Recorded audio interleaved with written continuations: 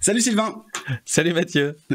Bon, alors aujourd'hui, je pense qu'on va parler de comment choisir ces sujets de vidéo parce que c'est quelque chose c'est une question en tout cas qu'on me pose souvent et je sais que c'est un de tes sujets favoris. Alors, par quoi on peut commencer, Sylvain? Comment on peut aider ceux qui nous écoutent pour choisir leur vidéo et surtout le sujet de leur vidéo? C'est un sujet pour le coup hyper important parce qu'en fait, choisir un sujet de vidéo, c'est choisir ce sur quoi on va bosser pendant 10 heures ou 15 heures ou 5 heures si vous êtes super efficace.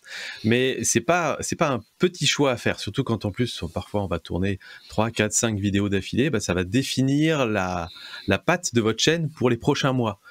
Et donc en fait, c'est pas un sujet à prendre à la légère. Alors au début d'une chaîne YouTube, vous pouvez aller un petit peu dans tous les sens et je vous recommande de tester plein de formats et plein d'idées différentes.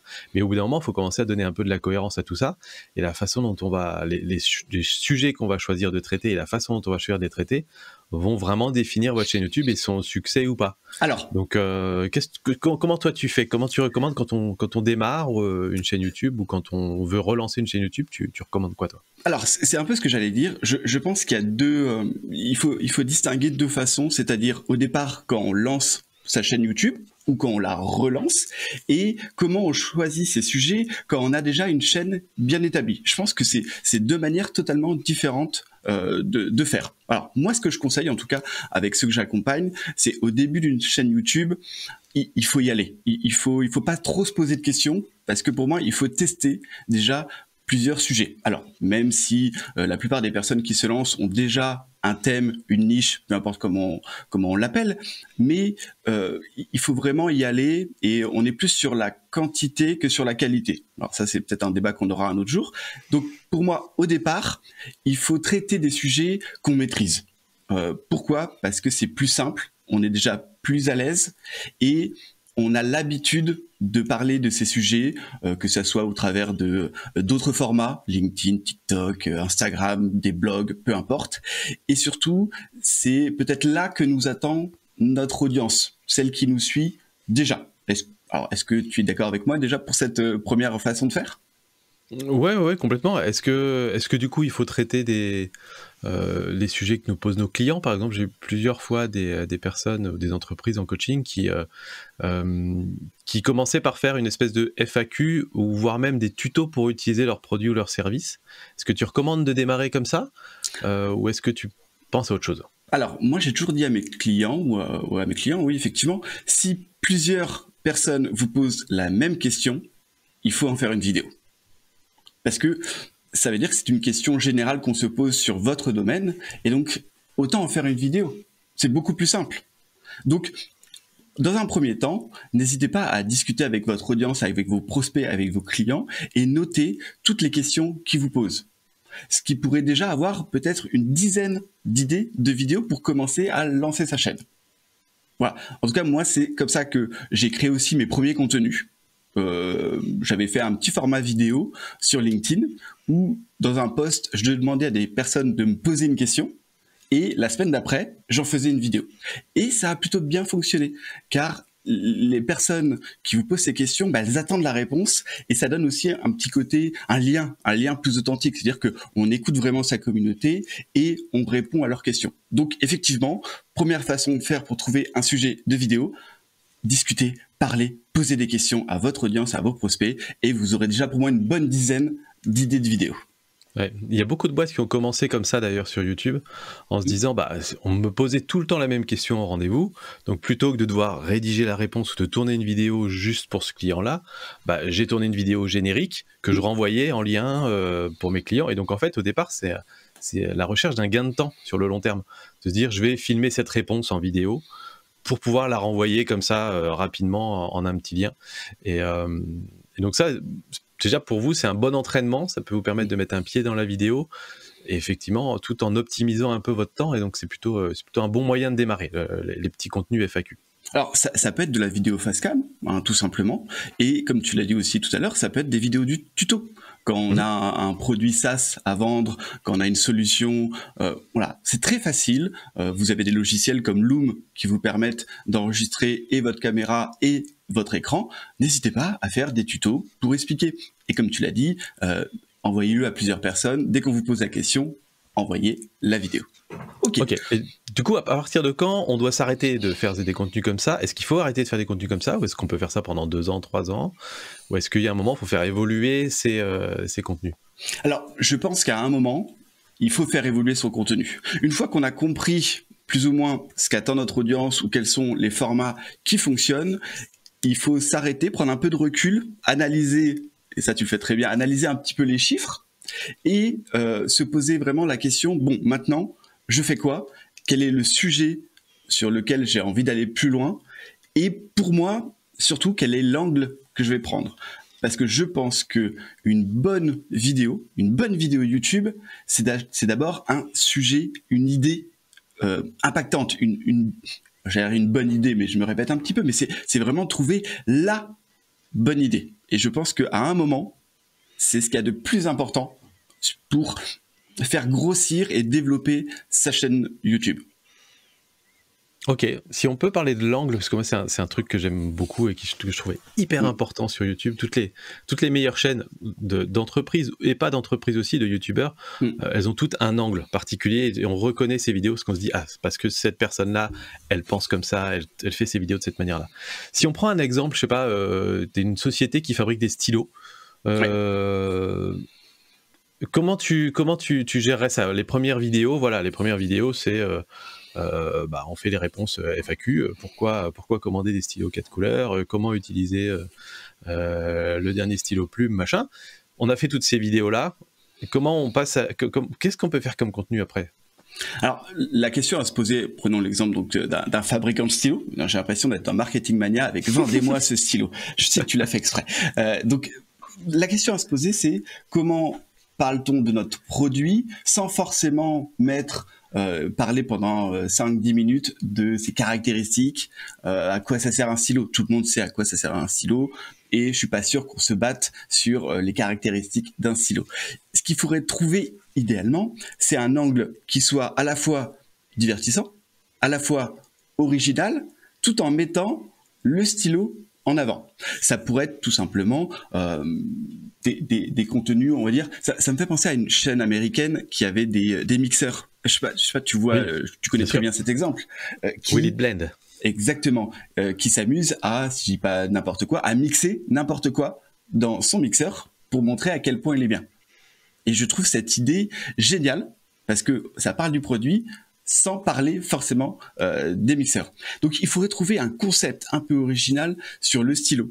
Ça pourrait être plein de choses. Moi j'imagine comme ça, par exemple, faire voyager son stylo. Moi, ça me ferait marrer de voir le stylo se balader un petit peu, de le voir dans plusieurs pays. Alors, encore une fois, niveau tournage, hein, c'est encore autre chose.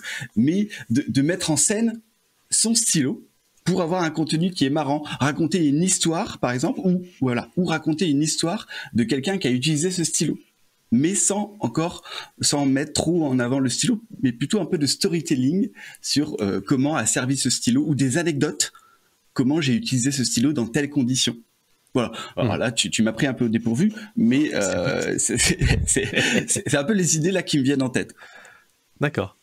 Si je reviens sur la partie, pardon pour le coup dans le micro. Si je reviens sur la partie features ou caractéristiques du produit, c'est vrai qu'on a souvent tendance à se réfugier là-dedans parce que quand c'est notre métier, on connaît ça par cœur et souvent on estime que nos caractéristiques sont un peu meilleures que celles des concurrents, donc il faut les mettre en avant, etc. Mais le risque de ça, c'est qu'en fait, ça ne va parler que aux gens qui sont spécifiquement focus sur les caractéristiques. Il y en a, hein, mais il y en a très peu des gens comme ça finalement. C'est la fameuse vidéo de Simon Sinek, Start with Why, etc. Et pourquoi Apple ne parle jamais des caractéristiques de ses produits.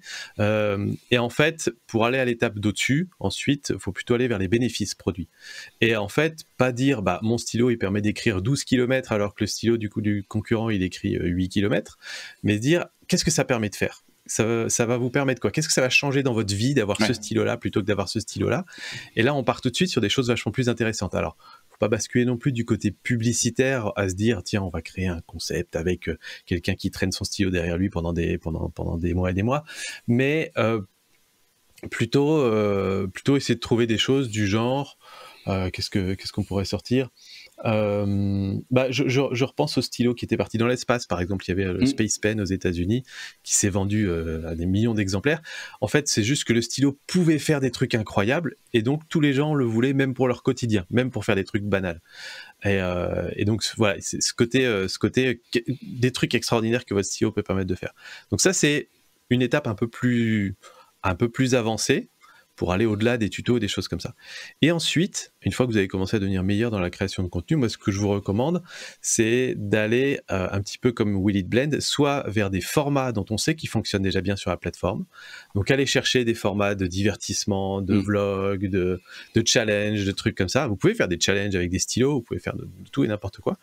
Soit trouver un moyen de réagir sur de l'actualité. C'est toujours un très bon moyen, en fait, de s'attacher à quelque chose de connu.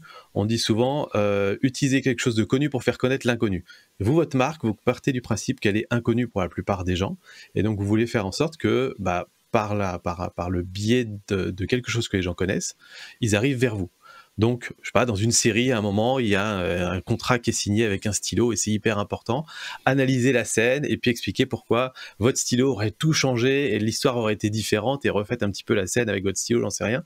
Mais du coup, les gens vont venir parce qu'ils ont vu la série, ils vont être intrigués par cette histoire de stylo et ils vont commencer à vous connaître par ce biais-là. Et c'est là que la magie de YouTube va commencer à opérer, c'est dès le moment où vous allez sortir un petit peu de votre cible évidente qui sont les passionnés de stylo et que vous allez commencer à intéresser des nouvelles personnes à vos produits. J'adore cette méthode, Sylvain. C'est ce que j'appelle, moi, le vol d'actualité ou le vol d'autorité. C'est-à-dire utiliser, en gros, toute la hype d'une actualité. Voilà, tu vois, je pense par exemple, là, il y a eu le procès de Johnny Depp et de Amber Heard. Et ouais, je suis d'accord avec toi, ça pourrait être une bonne idée d'expliquer en quoi ce stylo aurait changé le procès. Le vol d'autorité, en plus on a le vol d'autorité parce que Johnny Depp et Amber Heard sont des personnes sur qui on n'arrête pas de parler en ce moment. Donc voilà, c'est vraiment un concept que j'adore. Et pour ceux qui nous écoutent, n'hésitez pas, ça peut vous aider en tout cas à bien démarrer, ça peut vous aider à faire connaître votre chaîne, d'utiliser des personnes connues ou d'utiliser l'actualité. Donc là, moi, je valide à 100%. Alors, et du coup, est-ce que c'est pas risqué de traiter une actu parce que finalement la vidéo 2 mois après, elle sera obsolète, quoi. Regarde, là, tu parles du procès de Amber Heard et Johnny Depp. Je fais coucou à ceux qui nous écoutent dans 2 ans, qui se diront mais c'est totalement passé ce truc-là. Alors, tu sais quoi? Tu me donnes l'enchaînement parfait parce que je voulais enchaîner pour dire, il existe par contre plusieurs types de vidéos.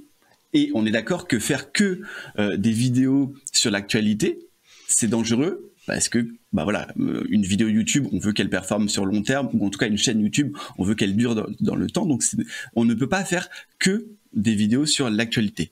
Par contre, ça fait pour moi partie d'un type de vidéo qui est des vidéos découvertes. La vidéo découverte, elle est là pour faire connaître votre chaîne à un moment donné. Donc, soit par le vol d'actualité, soit par une vidéo buzz ou virale, mais il existe d'autres types de vidéos, Sylvain. Ouais, moi j'aime bien les classer par 3 catégories. Donc les vidéos découvertes, comme tu dis, là l'objectif c'est d'amener une audience qui ne vous connaît pas dans votre univers. Donc vraiment vous faire découvrir pour le coup. Les vidéos communautaires, très importante sur le long terme pour créer un lien avec votre communauté. Donc là, ça va être pour le coup plutôt des vidéos sur les gens qui sont passionnés de stylos, les 10 plus beaux stylos du monde, les 3 stylos à plus de 1000 €, lequel choisir, ce genre de vidéos-là, qui vont vraiment souder une communauté. Et qui ne parlent qu'aux gens qui aiment les stylos. Exactement. C'est ça. Après, on est parti sur cet exemple-là, mais vous ferez parler avec votre domaine. Et ensuite, les vidéos que j'appelle vidéos de vente. Alors, ça ne veut pas forcément dire que vous allez déclencher une vente suite à cette vidéo, mais ça va être des vidéos qui vont amener des gens sur votre site web, sur vos réseaux sociaux, pour laisser une adresse mail, pour prendre un rendez-vous avec vous. C'est-à-dire que là, l'appel à l'action à la fin de la vidéo sera spécifiquement de on se contacte hors YouTube et on essaie de commencer à faire du business ensemble. Et ça, c'est aussi un des travers de certaines entreprises quand elles démarrent sur YouTube, c'est que chacune de leurs vidéos, ils essaient à la fois de faire une vidéo de découverte, une vidéo communautaire et une vidéo de vente. Et le problème, c'est qu'on ne peut pas tout faire en même temps. Et donc, il faut bien comprendre qu'il y a différents différentes catégories. Les vidéos découvertes sont vraiment faites pour qu'il y ait un max de gens qui tombent sur notre chaîne et que les algorithmes de recommandation tournent à plein régime. Les vidéos communautaires, vous créez un lien avec vos prospects ou avec votre audience sur le long terme. Et les vidéos de vente, on active le truc et on génère du prospect ou du chiffre d'affaires. Ok, d'accord, non, mais tout à fait d'accord. Et alors, les gens, tu sais, les gens aiment bien des chiffres. Et toi qui as l'habitude de monter des stratégies de chaîne YouTube, est-ce que tu aurais par exemple un pourcentage à nous donner de combien de vidéos communautaires, combien de vidéos découvertes, combien de vidéos ventes? Comment il faut monter cette stratégie? Comment il faut alterner ce type de vidéo pour que ça fonctionne? Est-ce qu'il y a plusieurs façons de faire ou il y en a une que tu as détectée? Il y a plusieurs façons de faire, évidemment, selon vos objectifs et tout ça, mais d'une manière générale, si on veut jouer le jeu long terme sur YouTube, ce qui est mieux, hein, si vous avez un petit peu de temps devant vous, vous n'êtes pas hyper pressé de faire plein de chiffres tout de suite, vous avez intérêt à faire beaucoup de contenu découverte au début. Moi, je dis généralement 70%, genre 3 vidéos sur 4 de votre chaîne devraient être des vidéos découvertes au début. Toutes les chaînes YouTube qui se développent très rapidement ont un maximum de vidéos découvertes. Donc, au tout début, quand vous êtes en mode apprentissage, faites vos vidéos, tutos, etc., qui sont des vidéos communautaires en réalité. Mais dès le moment où vous dites, OK, là on va passer à vitesse supérieure, mettez le paquet sur des vidéos découvertes, trouvez des moyens de faire des bons titres, des bonnes accroches, des bonnes miniatures pour aller chercher une nouvelle audience, parce que c'est ça qui va créer cette espèce d'effet boule de neige de YouTube. Et ensuite, plus vous allez avancer, plus vous allez, on va dire peut-être au bout de 2-3 ans d'une bonne stratégie de contenu comme ça, à peu près toute votre audience cible vous aura déjà vu passer un jour. Et donc à ce moment-là, vous aurez atteint une espèce de plafond, entre guillemets, de communauté. Et là, généralement, on va shifter vers plus de contenu communautaire. C'est pour ça que d'ailleurs, je vous déconseille au départ de vous inspirer des grosses chaînes YouTube de votre thématique, parce que généralement, eux, ils sont déjà dans cette étape où il faut beaucoup de contenu que pour leur communauté, parce que tout le monde les a déjà vus passer, ils n'ont plus besoin de se faire découvrir. Et par rapport aux vidéos de vente, alors c'est très variable, mais j'ai tendance, moi, à dire une vidéo sur 10, à peu près, c'est bien. Si vous faites une vidéo par semaine, ça veut dire une fois tous les 2 mois, vous avez une vidéo où là, vous dites OK les gars, je vous apporte un peu de valeur dans cette vidéo. Si vous voulez x10 sur la valeur, booker un rendez-vous ou laissez-nous votre adresse mail. Oui, et en plus, autant être honnête avec tout le monde, les vidéos de vente, souvent, c'est celles qui vont faire le moins de vues. Oui, c'est ça. C'est pas le but de faire une vidéo virale. Ouais. D'accord. Donc, à résumer, faites beaucoup de vidéos découvertes, surtout au début. Faites de temps en temps des vidéos communautaires et faites encore moins régulièrement des vidéos ventes, surtout au départ. Après, une fois que vous avez une chaîne qui fonctionne plutôt bien, n'hésitez pas à faire un peu plus de vidéos découvertes, mais surtout, on est bien d'accord, ne faites pas plus de vidéos ventes. Non, ok, voilà, c'est ça. Alors je rebondis un peu sur ce que tu as dit, et ce que j'aime beaucoup, c'est le fait de ne pas aller copier ce que font vos concurrents ou ce que font les gros dans votre domaine. Je trouve que, je suis d'accord avec toi, ça ne sert strictement à rien. Et moi je dis souvent, allez voir ce qui se fait ailleurs, allez voir les tendances actuelles. Voilà, ne copiez pas, surtout ne copiez pas des chaînes qui sont là depuis 10 ans. Elles font quelque chose qui fonctionne pour elles, mais pas pour une chaîne qui démarre. Allez voir ce que font les nouveaux youtubeurs, les nouvelles chaînes qui, je trouve, sont beaucoup plus intéressantes, en tout cas dans leur format, et essayez, alors pas de faire du plagiat, pas du tout, mais essayez d'imiter des formats qui fonctionnent. Alors, je prends un exemple, là, je travaille en ce moment avec un créateur de contenu sur LinkedIn, et on cherche des idées de formats qui pourraient être intéressants sans passer par le fameux tuto les 5 conseils pour avoir un bon profil LinkedIn. Voilà, des choses qu'on voit très régulièrement sur YouTube, c'est pas original du tout. Donc forcément, il y aura pas beaucoup de vues. Et en fait, on est allé piocher sur les challenges. Je pense que tu connais un peu ce format. Et on s'est amusé à créer un challenge. Il s'est donné un challenge. C'était par exemple écrire 7 posts LinkedIn en 1 heure. Et il s'est filmé lui et son écran. Et on voit tout ce processus. Donc c'est une vidéo qui est plus longue pour sa chaîne, mais ça change.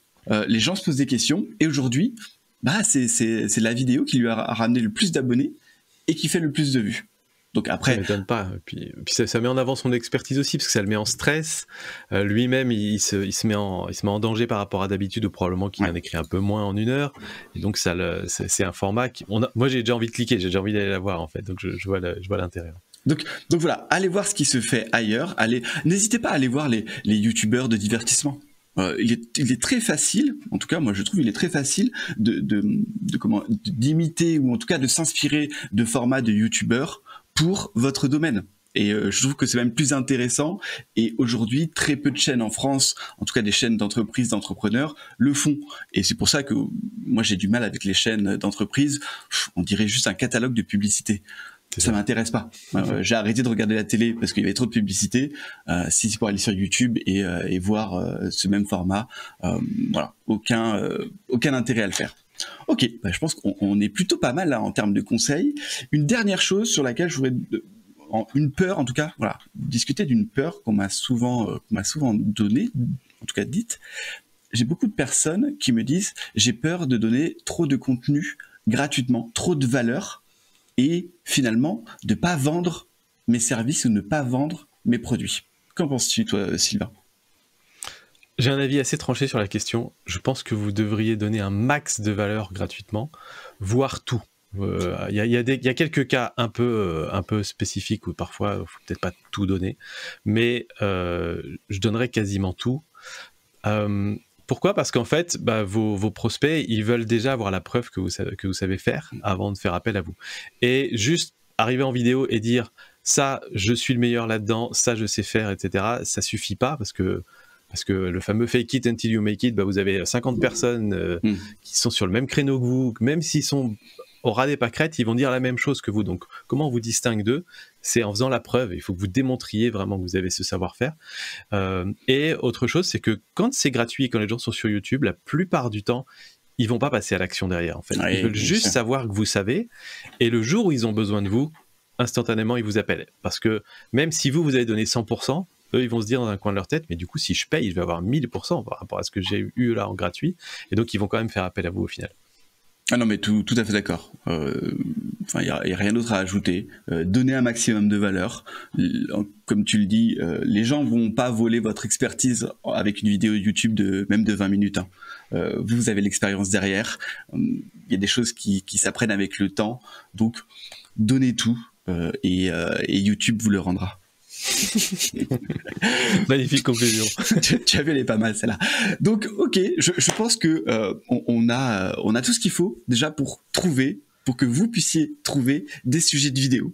Donc, si on répète un petit peu, il existe plusieurs types de formats de vidéo. On a la vidéo découverte, la vidéo communautaire et la vidéo de vente.